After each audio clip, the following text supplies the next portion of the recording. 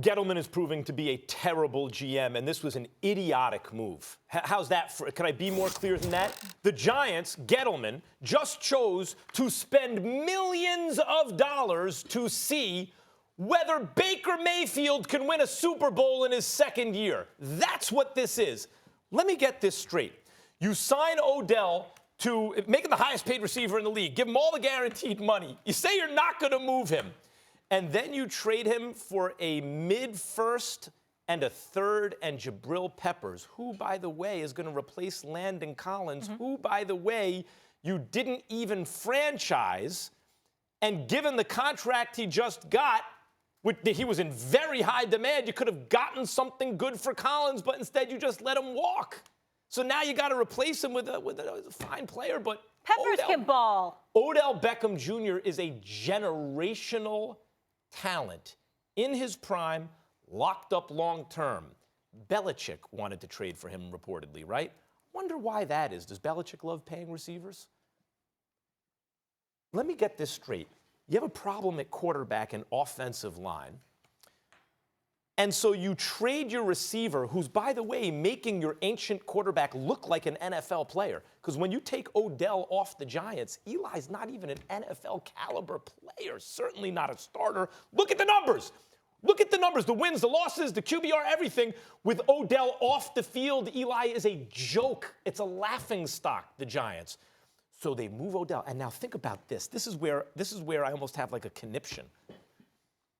Remember when the Giants said they're going to keep trying to win? It's the culture of the Giants to keep trying to win. Remember that it took Dak Prescott's miracle throw to beat the Giants last day of the season, or else the Giants had 6 wins instead of only 5. Maybe had the Giants not been trying to win, see what you have behind Eli. Give them some starts. See what you have on the bench. Move things around. Make some trades. Maybe had they done that, which was clearly a rebuilding year after a certain point, but they insisted they were going to go for it. Maybe had you done that, you wouldn't have to trade your generational, locked-up, long-term, in his prime talent in order to get a draft pick that is pretty clearly going to have to be used to package with a pick you now have to move up in the draft, to draft the quarterback you want, who wants to play for your team, who would have been available to you just for the draft pick had you stopped trying to win games at a certain point.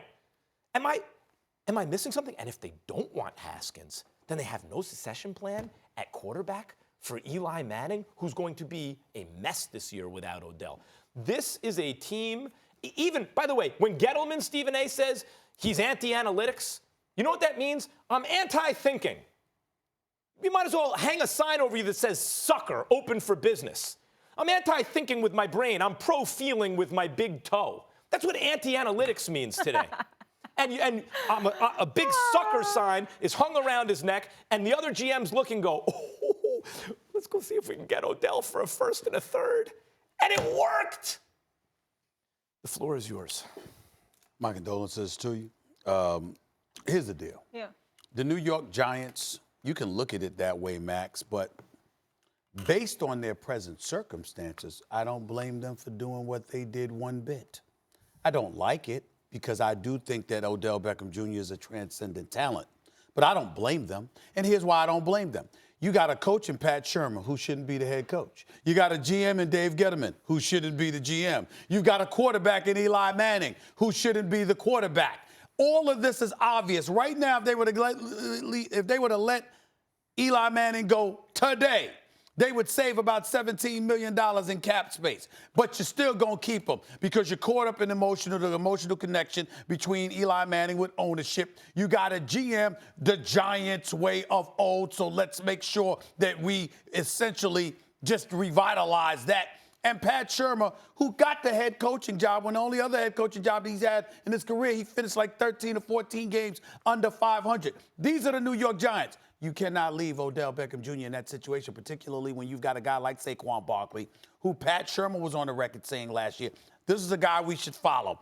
This is a guy that's not only an elite athlete and an elite performer, but he's a culture changer because we don't like the culture with Odell Beckham Jr. We had a debate on this show as to whether or not Sherman was throwing Odell Beckham Jr. under the bus when he was raving about Saquon Barkley the way that he was last season. So when you look at it from that perspective and you think about the impact that you believe Odell Beckham Jr. could potentially have on prohibiting the elevation of a Saquon Barkley in terms of being a leader of the franchise, clearly this is why they felt the need to do it. I don't like it one bit because I think that Odell Beckham Jr.